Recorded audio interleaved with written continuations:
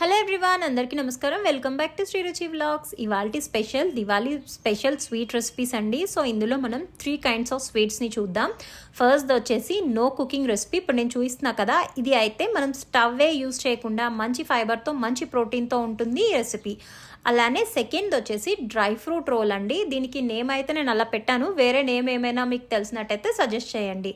ఇవి చాలా టేస్టీగా మంచి ఫైబర్తో మంచి ప్రోటీన్తో ఉంటాయి. ఒక్క స్వీట్తో మన స్వీట్ క్రేవింగ్స్ అన్నీ కంట్రోల్ అయిపోతాయి. చాలా అంటే చాలా టేస్టీగా ఉంటాయి. ఒకసారి ట్రై చేయండి.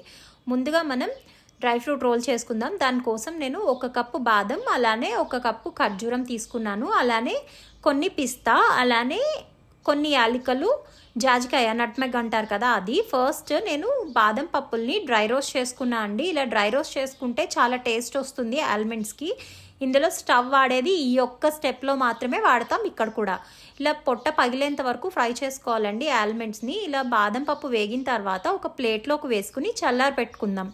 చల్లారి పెట్టుకునే లోపు మనం ఈ లోపు డేట్స్ ఉన్నాయి కదా, 1 కప్ డేట్స్ తీసుకున్నా నేను, ఈక్వల్ క్వాంటిటీస్ 2. మీరు ఒకవేళ డేట్స్ కాస్త డ్రైగా ఉన్నాయి అన్నట్లయితే ఇంకొక 1/2 కప్పు వరకు వేసుకోండి. కన్సిస్టెన్సీని చూసుకుంటూ కలుపుకుందాం.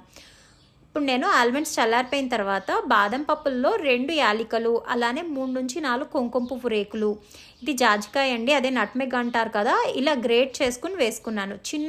కొంచెం చిన్న ముక్క సరిపోతుందండి, ఇది ఇంతే వాడాను.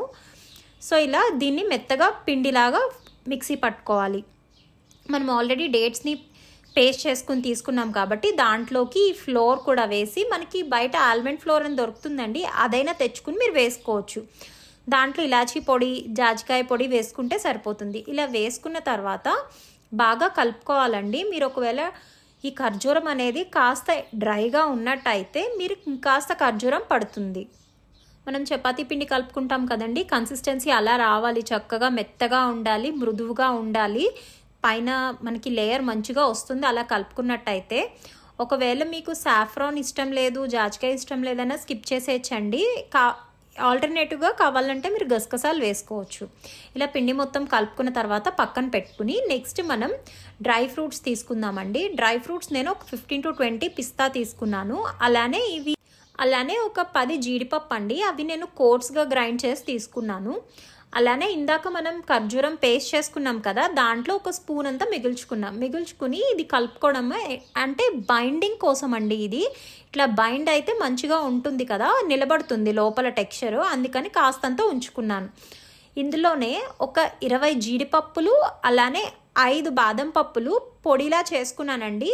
అవి రోస్ట్ ఏం చేయలేదు, బాదం పప్పులు నార్మల్ పచ్చివే, రోస్ట్ చేసుకోకుండా మిక్సీ పట్టుకుని ఆ పొడి కాస్త కొద్దిగా వేసుకుంటూ జిగురు లేకుండా కలుపుకోవాలండి. మనం డేట్స్ పేస్ట్ వేసాం కదా, జిగురు వస్తుంది కదా, జిగురు లేకుండా కలుపుకోవాలండి. ఇలా కాస్త కొద్దిగా పిండి వేసుకుంటూ, అదే మనం జీడిపప్పు బాదం పప్పు పిండి గ్రైండ్ చేసి తీసుకున్నాను అన్నాను కదా, అవి రోస్ట్ చేయలేదండి, పచ్చివే అవి.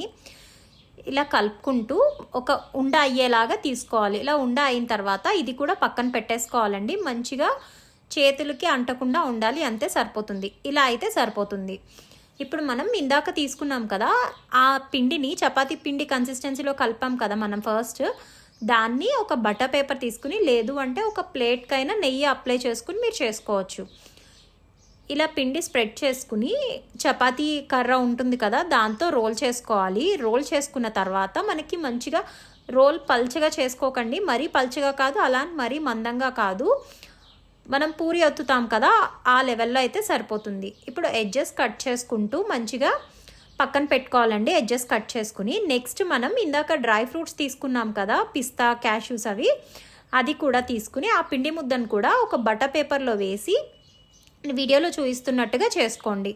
ఇది మధ్యలోకి వస్తుందండి రోల్లోకి, సో దానికి తగ్గట్టు చేసుకోండి. ఇక్కడ ఒకవేళ మీకు క్రాక్స్ అలా ఏమన్నా వస్తున్నట్టయితే కాస్త నెయ్యి వేసుకుని మౌల్డ్ చేసుకోండి, సరిపోతుంది. ఇలా వీడియోలో చూపిస్తున్నట్టుగా 2 హ్యాండ్స్ యూస్ చేసి ఇలా రోల్ చేసుకుంటే ఇది మంచిగా రౌండ్ షేప్ వస్తుందండి, చాలా నీట్గా వస్తుంది ఇలా రోల్ చేసుకున్నట్లయితే.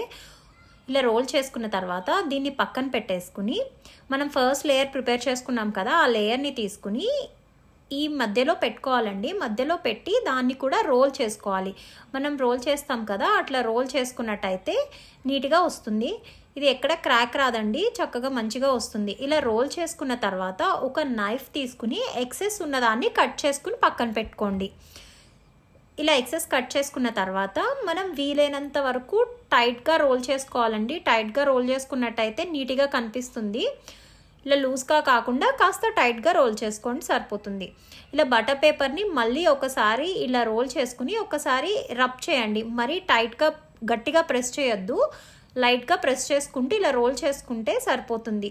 అంటే రెండు అంటుకోవడానికి స్కోప్ ఉంటుందండి ఇక్కడ ఇలా చేసినట్టయితే. తర్వాత మీకు ఇంట్రెస్ట్ ఉంటే ఏమైనా డ్రై ఫ్రూట్స్ని పౌడర్లా చేసుకుని ఇక్కడ స్ప్రింకిల్ చేసుకుని మళ్ళీ రోల్ చేసుకోవచ్చు. నేనైతే జస్ట్ పిస్తాస్ యాడ్ చేస్తున్నాను. ఇలా పిస్తాస్ యాడ్ చేసుకుని ఒక్కసారి మళ్ళీ బటర్ పేపర్ క్లోజ్ చేసి ఇలా ప్రెస్ చేసినట్టయితే లోపలికి అంటుకుని ఉంటాయండి, ఊడిపోకుండా మంచిగా ఉంటాయి. ఇలా అయిన తర్వాత ఒక నైఫ్ తీసుకుని మీకు రిక్వైర్డ్ సైజులో కట్ చేసుకోండి, సరిపోతుంది. అంతేనండి, చాలా ఈజీగా టేస్టీగా ఉండే డ్రై ఫ్రూట్ రోల్ రెడీ అయిపోయింది. మనం ఇప్పుడు ఫస్ట్ లేయర్కి వాడిన పిండి కాస్త మిగిలింది కదా, అది ఇలా రౌండ్ బాల్స్లో చుట్టుకుని కాస్తంత నువ్వులు జల్లుకునో లేకపోతే కొబ్బరి పొడి జల్లుకునో సర్వ్ చేసుకోవచ్చు. అంతేనండి, 2 రెసిపీస్ రెడీ అయిపోయినాయి. నెక్స్ట్ థర్డ్ రెసిపీ వచ్చేసరికి ఇవి శనగలు, మనకి రోస్టెడ్ చెన అంటారు కదా, పొట్టుతో ఉంటాయి కదా శనగలు, అవి అండి. అవి తీసుకుని 1 టేబుల్ స్పూన్ గుమ్మడి గింజలు, అలానే ఇవి ఖర్జూరం అండి, ఖర్జూరం 1 కప్పు, అలానే ఇలాచి అనేది ఆప్షనల్, మీకు కావాలంటే వేసుకోవచ్చు లేదంటే స్కిప్ చేసేయచ్చు. ముందుగా ఒక మిక్సర్ జార్ తీసుకుని దాంట్లో మనం పొట్టు తీసేసిన శనగలు వేసుకుని దాంట్లోనే 1 టేబుల్ స్పూన్ గుమ్మడి గింజలు, అలానే 1 యాలక్కాయ వేసుకుని మెత్తగా పౌడర్ లాగా గ్రైండ్ చేసుకుని తీసుకోవాలండి.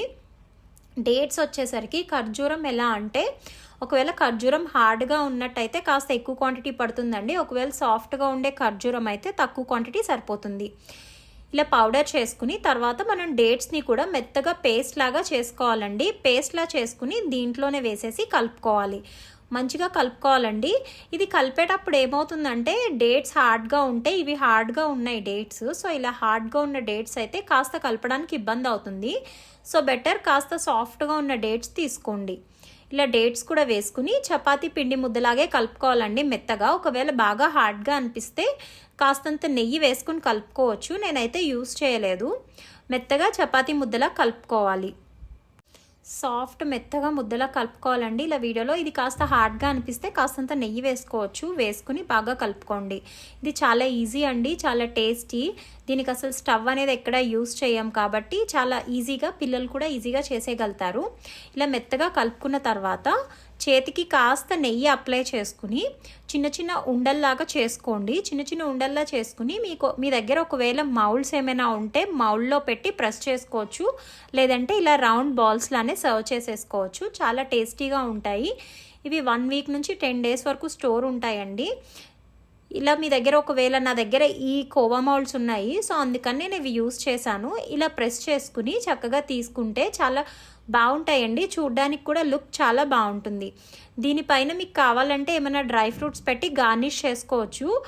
అంతేనండి, చాలా ఈజీగా ఉండే, చాలా టేస్టీగా, చాలా ఫాస్ట్గా అయిపోతాయి ఈ 2 రెసిపీస్ కూడా. అంతేనండి, చాలా క్విక్గా, చాలా ఈజీగా, చాలా టేస్టీ అండ్ చాలా చాలా హెల్దీ రెసిపీస్ ఇవి. మీకు కనుక ఈ వీడియో నచ్చినట్టయితే లైక్ చేయండి, కామెంట్ చేయండి, షేర్ చేయండి, అలానే సబ్స్క్రైబ్ చేయడం మర్చిపోకండి. అందరికీ ముందుగానే దీపావళి శుభాకాంక్షలు అండి. Wishing you a very happy and safe Deepavali. Thank you for watching.